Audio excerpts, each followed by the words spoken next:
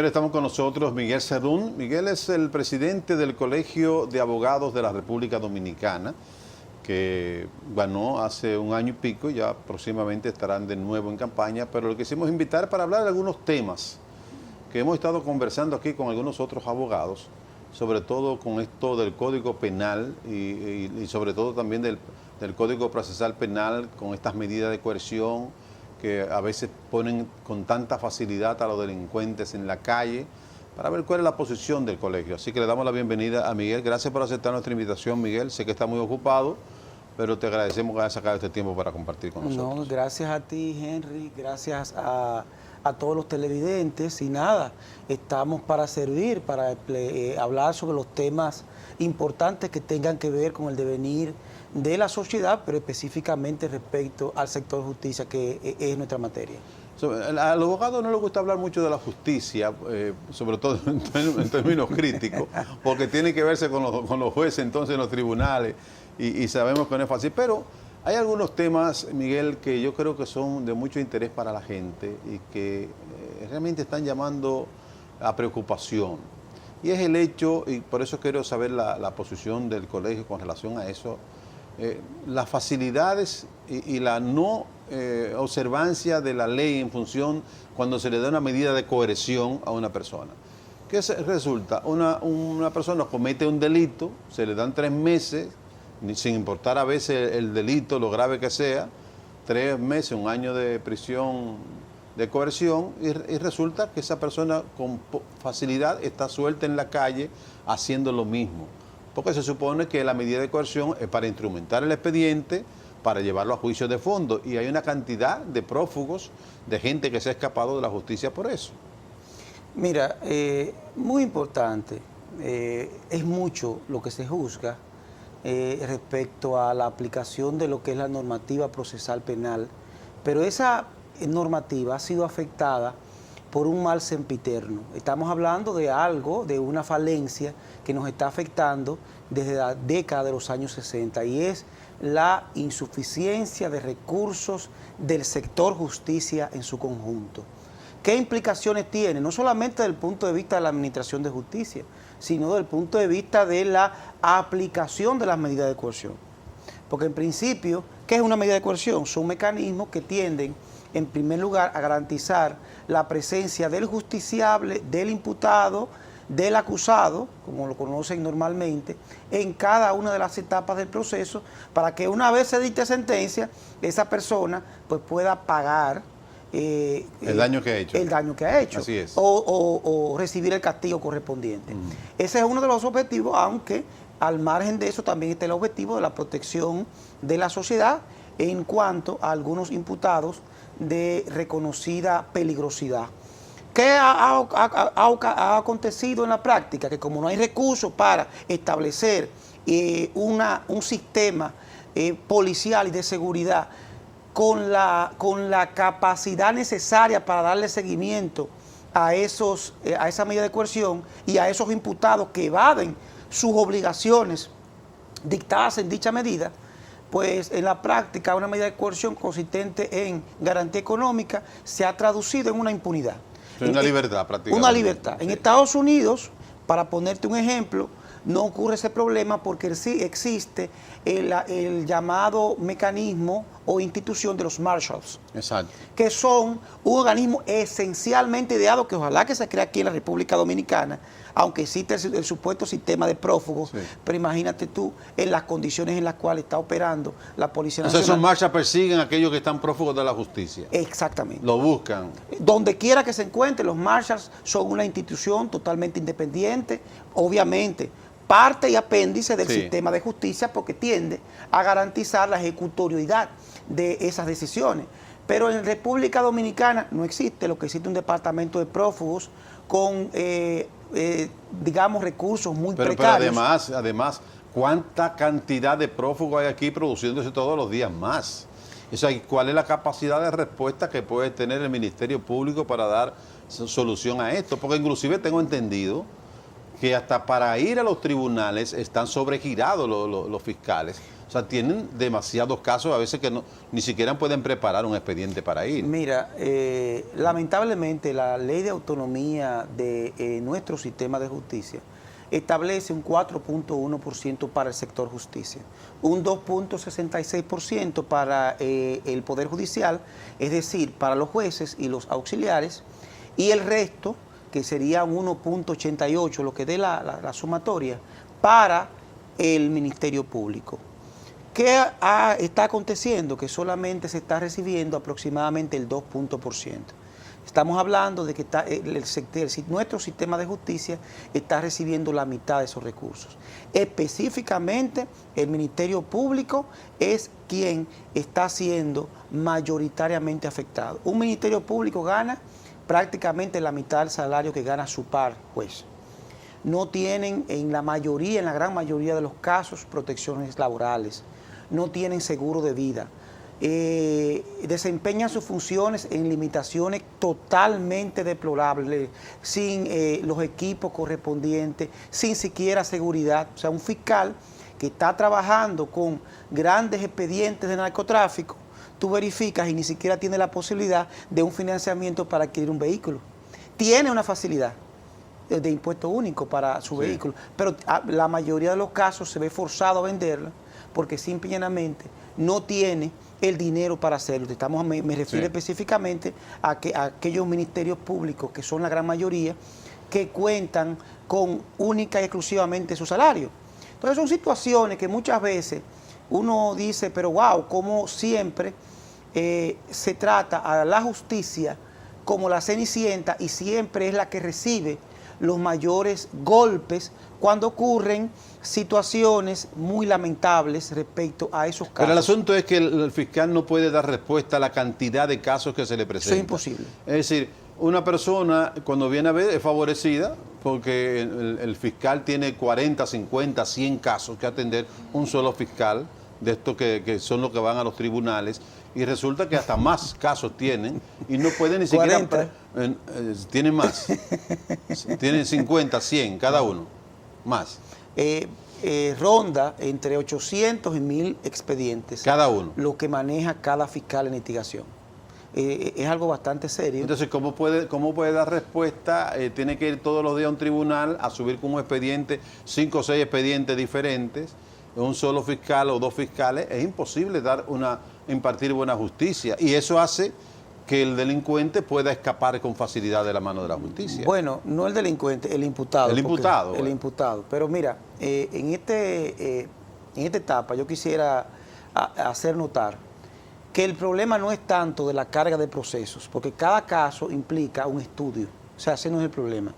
El problema es cuando el imputado no comparece, se dicta la orden de rebeldía y esa orden de rebeldía va directamente al departamento de prófugos. O sea, el problema de la ejecución de la medida de coerción y de las órdenes de arresto como consecuencia de declaratoria de rebeldía es que no existe un mecanismo especializado de persecución con los recursos necesarios para hacer su trabajo. Necesitan vehículos, necesitan mecanismos de inteligencia, necesitan personal profesional que única y exclusivamente se dedique a eso. Eso no lo existe. Entonces, aunque el Ministerio Público, que lo hace en un 99% de los casos, remite la solicitud de orden de arresto al Departamento de Prófugos, ¿qué hace el Departamento de Prófugos? Lo engaveta. Porque no puede hacerlo. Y el imputado queda en la calle. Totalmente. Haciendo lo mismo. Hasta que vuelva a matar a otra persona, vuelva a ser aprendido y entonces ya ahí le dictan prisión preventiva. Como se ha ocurrido en muchos procesos. Son situaciones muy lamentables, pero tú estás mirando solamente lo de arriba. Sí. Si tú analizas, por ejemplo, porque estamos hablando del sistema de justicia, sí, claro, y la investigación es parte fundamental de nuestro sistema de justicia. Si tú analizas que la República Dominicana quizás es uno de los pocos países del hemisferio que no cuenta con una policía técnico-judicial investigativa, tú te pones las manos en la cabeza. Dependiente del Ministerio Público. Por eso Público. los expedientes a veces son tan flojos, entonces. A veces no. La gran mayoría de los procesos en materia penal se caen por eso. carecen de rigurosidad en cuanto a elementos probatorios porque no existen un personal profesionalizado que lo haga con conocimiento de causa y con el objeto de presentar esos elementos probatorios en juicio. Porque simplemente son lo que son policías preventivos en labores de investigación. Y sucede que ni siquiera tienen las garantías laborales, porque si tú te fijas, en un departamento lo lógico es que se haga una carrera de investigación como ocurre en todos los países civilizados. Sí, claro. Y ese personal, cuando sea contratado por ese departamento, tenga una garantía de permanencia en el cargo y de protección laboral, de que sepa que está haciendo una carrera policial investigativa desde el punto de vista judicial y que rinde cuentas no al jefe de la Policía Nacional o al director o a su jefe departamental de la Policía Nacional, sino directamente al Ministerio Público encargado de ese departamento, que es con quien hace y discute la fortaleza o no de un proceso antes de ir al tribunal. Fíjate, y yo siempre pongo de ejemplo, que tan es así que en nuestro país no existe ese departamento investigativo, que cuando matan a Juaniquito Pérez, el hijo del pollero, lo investiga el cabo o el raso del destacamento. Así es. Departamento de homicidio. Sí, así es. Sin embargo, cuando pierde la vida una persona de prestancia, ¿quién hace la investigación? Hasta el jefe de la policía. Nombran una comisión, siempre ad hoc, de manera provisional para que haga esa investigación, porque no existe en nuestro país. No, y además hay que dar la imagen entre los medios de comunicación de que hay una investigación. Señores, no pero la gran mayoría, como tú dices, por eso es grave. Tú agarras, por ejemplo, tú que eres una persona muy informada, verifica la fílmica de las escenas del crimen. No hay. No. En la República Dominicana no hay ni siquiera algo tan elemental que ocurre hace 2000 años en todas las sociedades, que es el aislamiento de la escena del crimen, el levantamiento con rigurosidad, o sea, con guantes, con material, de las huellas dactilares, de las piezas de convicción, de los elementos orgánicos, cabello, piel, que se encuentren alrededor. Por eso siempre nosotros decimos que en materia de administración de justicia, no vamos para ningún lado hasta que no estemos conscientes de esa realidad. Que a muchos no les gusta escucharla, pero es lo que vemos a diario, lo que vemos en nuestros barrios. O sea, estamos entonces realmente, porque tenemos que ir a una pausa, pero cuando se habló del Código Procesal Penal, de la modernización de la justicia, de todos estos elementos que iban a ser de una justicia moderna, por lo que tú me estás diciendo, estamos sumamente atrasados. Estamos en una situación donde la justicia realmente no puede hacer su trabajo, pero vamos a hacer una pausa. Yo quiero que cuando regresemos hablemos de eso, porque la verdad es que hay una gran preocupación en la ciudadanía con esto. Ya regresamos.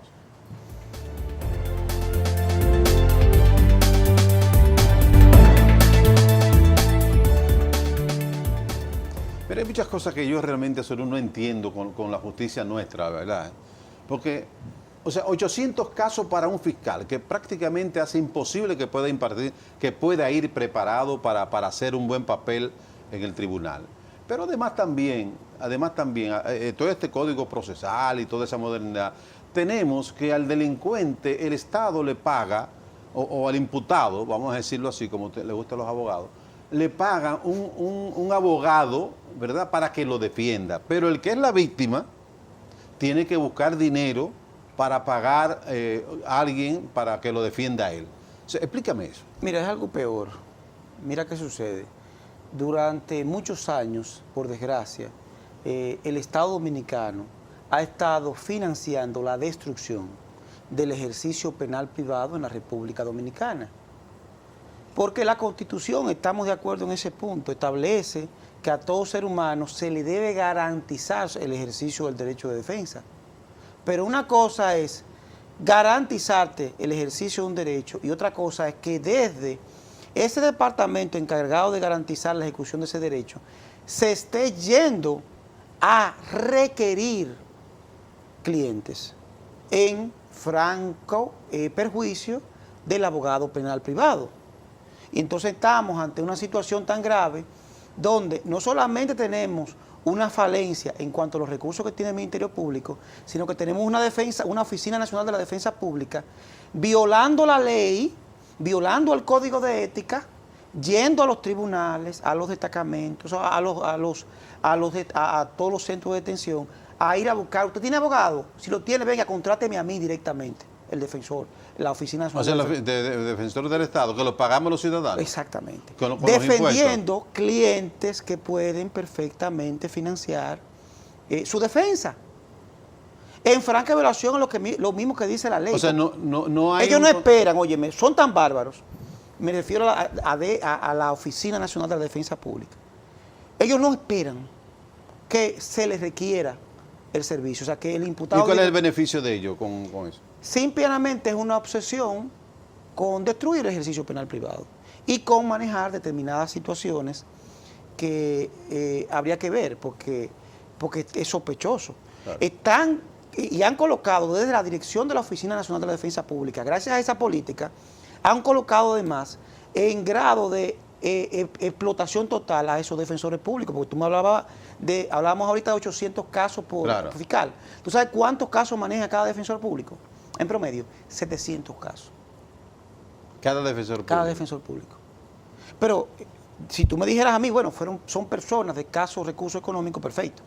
Bueno, son personas que pueden, la gran mayoría, solventar su defensa. Para ponerte un ejemplo, el caso de Román en Santiago fue manejado por defensores públicos. El de Román, el que murió. El multimillonario, sí, el multimillonario. Lo manejó un defensor público. ¿Y por qué? El caso del Banco Peravia, defensor público, porque requieren los servicios. Los defensores, desde la oficina se va a esos. Pero no hay tú acabas de decir, porque yo entiendo que eso es un derecho que le asiste el Estado para aquellos que no lo pueden pagar. O sea, para que tú tengas la oportunidad de defenderte en un tribunal. El Estado te da un abogado para eso. Pero un multimillonario, el caso Peravia, un caso que está involucrado más de 1.400 millones de pesos. Defensores públicos, eso no puede ser. Eso es lamentable. Eso está aconteciendo actualmente. De hecho, nosotros le propusimos a la directora, que es quien está obsesionada con destruir el ejercicio penal privado en la República Dominicana, fíjate que manejan el 85% de todos los procesos. 85%. Los defensores públicos, cuando debería ser la excepción. Cuando debería ser la excepción. Sí. Nosotros le propusimos a ella, bueno, si usted quiere hacer acopio a lo que dice la Constitución, en primer lugar, no requieran servicios. O sea, no vayan a quitarnos los clientes a los abogados en los tribunales y en los centros de detención. En segundo lugar, pues aplique el sistema de abogado de defensor público adjunto, que lo contempla la ley, que es contratar a un abogado privado a través de una tarifa por audiencia como hacen las compañías aseguradoras, porque efectivamente la Constitución de la República se quedó como que el Estado tiene que garantizar la defensa a todo el mundo, sin importar si tuviera o no tuviera dinero. La respuesta es para no afectar el ejercicio penal privado, que se estableciera el mismo sistema que con las compañías aseguradoras, y con eso evitamos que desaparezca la iniciativa privada. Pero lo que ha ocurrido es todo lo contrario.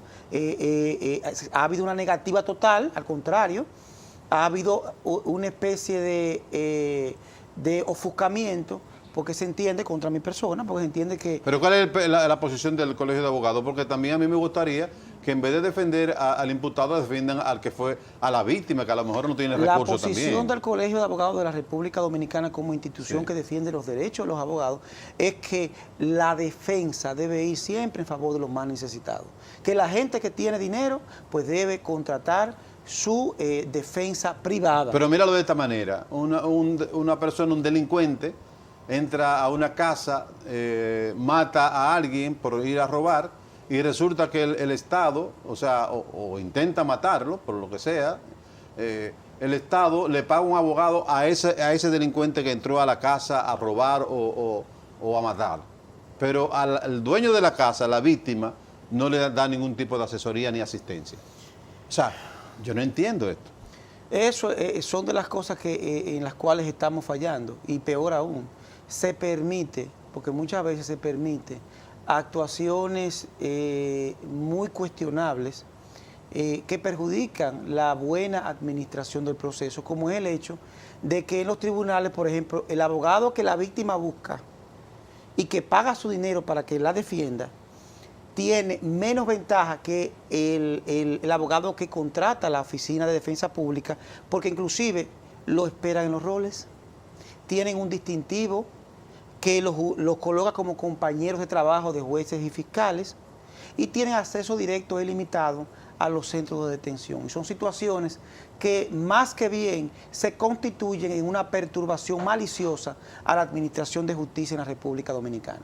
¿Y qué piensa hacer el Colegio de Abogados con relación a eso? Nosotros hemos interpuesto ya varias demandas desde el año pasado. Depositamos recientemente un proyecto de ley que modifica la Ley de Defensa Pública a los fines de que se garantice, en primer lugar, que no se siga, que no se continúe con la competencia desleal en perjuicio de los abogados y mejor aún, que además se mejoren las condiciones laborales de los defensores públicos, que son también parte importante de esta institución. Ojalá que también en esa parte se ponga algo para el que es la víctima realmente, que la víctima a veces no tiene recursos para pagar un abogado y tiene que a veces que dejar eso así, que el delincuente se vaya porque no tiene cómo pagar un abogado, porque el abogado, el Estado se lo paga al delincuente. Entonces esas cosas yo no la voy a terminar de entender. Muchas gracias por venir al programa, muy amable de tu parte. Señores, gracias por acompañarnos. De vuelta con ustedes como siempre mañana aquí a las 10, más allá de las noticias.